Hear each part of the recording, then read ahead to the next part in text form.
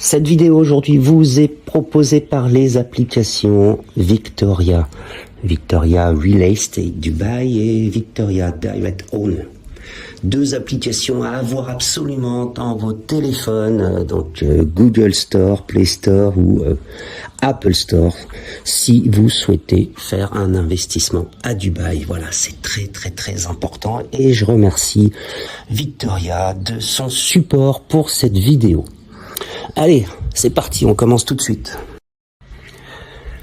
Bonjour à tous les investisseurs à Dubaï, où vous soyez dans le monde. Lundi 1er juin, ça y est, 1er juin 2026. Et aujourd'hui, je voulais vous raconter une histoire vécue, une rencontre ce week-end avec une jeune femme qui malheureusement s'est faite arnaquer de 200 000 $ américains. Alors je vous explique. Cette jeune femme, tout d'abord, je pense, a fait l'erreur, et vous allez comprendre ensuite pourquoi, de faire des démarches absolument seules, non accompagnées, ne serait-ce que d'un ami ou d'un mari qu'elle n'a plus, malheureusement. Et elle s'est lancée dans une recherche un petit peu erratique sur les sites de petites annonces à Dubaï pour acquérir un appartement à 1 million de $ américains. Voilà, entre 4 et 5 millions de dirhams dubaïotes. Bon. La problématique, quelle est-elle? C'est qu'on vous dit et on vous répète systématiquement qu'il y a des arnaques, des scams, des scammers partout. Et surtout, et ça j'ai beau le répéter systématiquement, je le vois régulièrement, quand une affaire est trop belle pour être vraie, elle est trop belle pour être vraie. Je ne sais plus en quelle langue le dire bien souvent. Il faut arrêter de rêver. Il y a des opportunités, il y a des coups de chance, mais la plupart du temps, même si vous croyez saisir une opportunité, dites-vous qu'il faut quand même vous assurer que tout est bien en ordre, tout est bien légal, et que à terme, lorsque vous allez faire l'opération, elle sera couronnée d'un énorme succès. Alors c'est pour ça qu'on est là pour vous écouter, on est là pour vous orienter, vous aider parfois. Mais surtout, je le répète, à tous ceux qui écoutent cette vidéo, à tous ceux qui veulent y aller seuls pour faire des économies, voilà, cette jeune femme vient de perdre 200 000 $. Allez, je vous raconte. Elle trouve sur Property Finder, un site internet bien connu à Dubaï, elle trouve une superbe annonce, un appartement vue mer, bien placé. Et elle décide d'organiser une visite. Elle contacte la personne qui a mis l'annonce via un numéro WhatsApp et cette personne lui donne rendez-vous devant une agence immobilière. Devant une agence immobilière, voilà. Le premier couac. Et pourquoi probablement pour la rassurer. Cette agence immobilière était fermée ce jour-là. Je dis bien, et ça c'est important, cette agence était fermée. Et c'est pour cela que la jeune femme, n'a peut-être pas fait attention, n'a peut-être pas voulu voir plus loin ou poser la première question. Travaillez-vous avec cette agence ou êtes-vous un agent de cette agence? Êtes-vous même peut-être le propriétaire ou le gérant? Voilà, bon, petit 1. La personne locale, avec un très beau costume, qui présente très bien, qui parle très bien, la rassure sur beaucoup de points. Ils ont effectivement beaucoup de points en commun et tout se passe très bien et ils arrivent pour la visite de l'appartement. Appartement qui est, lorsque la porte s'ouvre, qui est occupé par un homme visiblement très bien accompagné. Bon, admettons, ça peut arriver. Cet homme, visiblement, n'est même pas le locataire. Il semble ne pas être au courant de la visite et bafouille, a priori, qu'il est un ami du propriétaire venu passer l'après-midi. Bon, why not? Donc, mon contact, cette jeune femme fait la visite, fait le tour du propriétaire, comme on dit. Elle est conquise, elle est ravie. On lui offre un café, on lui offre un petit gâteau, un petit biscuit, elle discute les modalités de paiement, etc. Et là, on lui explique qu'il va falloir verser le plus tôt possible parce qu'il y a d'autres visites dans l'après-midi. Deuxième piège, il va falloir verser un dépôt rapide de 20%. Qu'ils offraient actuellement, puisque la période étant un petit peu tendue en ce moment à Dubaï, qu'ils offriraient les 4% de DLD, les Dubai Land Department. Ça correspond à nos frais de notaire à nous en France. Donc, 4% sur $1 million, ça fait quand même $40 000, donc c'est pas négligeable. On lui met un petit coup la pression, etc., et on lui explique ensuite que pour gagner du temps, ça serait quand même mieux de faire la transaction, le déposit en espèces. Bon, ok, why not? On peut tout imaginer à Dubaï, en espèces, en or, en crypto, tout ce que vous voulez à Dubaï, admettons.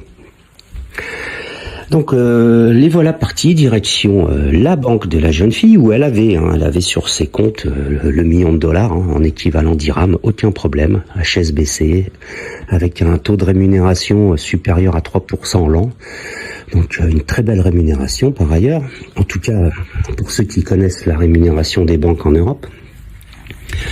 Et elle fait donc la demande de retrait de 200 000, l'équivalent de $200 000 américains en dirhams, soit un tout petit peu moins d'1 million de dirhams. Bon. C'est une bonne cliente, la banque ne se pose pas trop de questions, on lui explique qu'il faut quand même un petit peu de temps pour réunir la somme et rendez-vous pris, elle repassera 48 heures après, accompagnée du même homme, pour récupérer les sommes. Voilà. Bon. La transaction se fait dans la banque. Elle remet les sommes à cet homme-là immédiatement dans la banque. Et l'histoire, j'ai envie de vous dire, elle s'arrête là. Oui, pourquoi? Parce que la personne essaye ensuite, la jeune femme essaye ensuite de recontacter l'agent. L'agent ne répond plus, il l'a bloqué. Bon, admettons, elle se rend alors à l'agence. L'agence immobilière n'a jamais entendu parler ni de cet agent, son descriptif, son numéro de téléphone ou même de l'annonce immobilière qu'elle leur présente. Bon, là ça commence à se tendre, je vous laisse imaginer. Elle va à la police, ce qui est une bonne démarche en soi, avec beaucoup d'informations.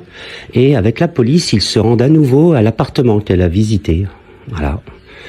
Et là, l'appartement est occupé par un autre couple. Voilà. Qui lui dit détenir un titre de location. Bon, très bien. Un titre locatif, un bail. Alors donc là, elle découvre donc que en réalité cet appartement, il est loué à l'année. Elle demande le contact du propriétaire et après quelques heures, celui-ci lui répond que l'appartement n'a jamais été en vente. Et là, le piège se referme. Voilà. Alors dépôt de plainte, bien sûr, à la police, mais $200 000 américains dans la nature. Et je ne sais pas quoi vous dire de plus. Si seulement cette histoire pouvait servir à une personne, une seule personne. On fait pas de transaction en espèces comme ça avec quelqu'un qu'on a trouvé sur un site internet sans même vérifier qu'il a bien une licence d'agent immobilier peut-être, que l'appartement et le propriétaire ont bien donné mandat pour la vente à qui que ce soit. Il y a des red flags partout. Et là, elle m'a contacté récemment et elle est toujours à la recherche d'un appartement équivalent, mais son budget est amputé de près d'1 million de dirhams. Donc voilà, c'est triste, ça fait de la peine.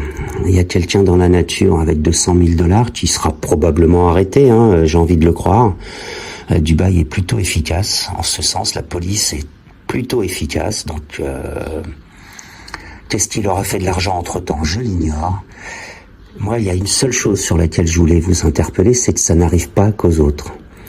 Et lorsque vous cherchez un bien, je vous invite vraiment, et moi je travaille avec des développeurs des développeurs éminents. Je pense notamment à Damac, hein, c'est le numéro 1 avec lequel je travaille, mais aussi avec l'application Victoria, qui travaille aussi avec Damac par ailleurs. Renseignez-vous, prenez votre temps, 200 000 $, c'est énorme, énorme. Même si vous avez de l'argent, c'est énorme. Je crois qu'il faut que tout le monde se rende bien compte que cette jeune femme, en ce moment, elle pleure. Elle pleure, elle a des idées noires. Elle a encore beaucoup d'argent, mais c'est le fait d'avoir été arnaqué. Votre ego, il va en prendre un coup énorme. Vous allez peut-être même être prêt à faire n'importe quoi. Et là, surtout pas la police en premier. Voilà. Ils ont sûrement récupéré des vidéos de caméras de surveillance à la banque. Bon, ils vont faire leur travail, hein. Moi, je pense que cette personne, donc du coup, dont on ne connaît ni le nom, ni le prénom, ni la vraie nationalité, va essayer de passer sous les radars, mais je pense que ça durera pas. Voilà. Alors évidemment, hein, avis à tous les scammers, hein, dites-vous qu'à Dubaï, vous allez vous faire attraper, vous irez en prison, voilà, et vous allez payer. Et pour tous ceux qui sont un petit peu innocents, j'ai envie de dire naïfs, arrêtez, contactez-nous, contactez un agent, mais poussez la porte de l'agence immobilière et rentrez. Demandez à voir les produits, à voir les contrats, les mandats, demandez les licences. On fait du business. On n'est pas entre amis. On fait du business. Point final. Et tous ces gens-là, ils ne sont pas vos amis, ne sont pas votre famille. Ils sont là pour gagner de l'argent sur votre investissement. Ils récupèrent des commissions souvent vraiment très importantes. Et le mieux qu'ils puissent faire, c'est être transparent avec vous jusqu'à ce que vous décidiez, sans pression, sans aucune pression d'une visite, d'une revisite, d'un concurrent, de ceci, cela, d'acquérir votre appartement. Voilà. Donc j'espère que cette histoire pourra servir à quelqu'un, une seule personne au moins, et j'en serai ravi. Je vous invite à vous abonner, à commenter. Il y a des histoires comme ça tous les jours. Celle-là, elle est relativement classique. Il y en a qui sont beaucoup plus tordues. Je vous en raconterai d'autres au fur et à mesure. Voilà. Téléchargez l'application Victoria sur Apple Store ou Play Store. Voilà, mettez un petit commentaire. Ça aidera aussi l'application à se développer. Et puis, écoutez, sur ce, je vous informe que cette vidéo est à présent terminée.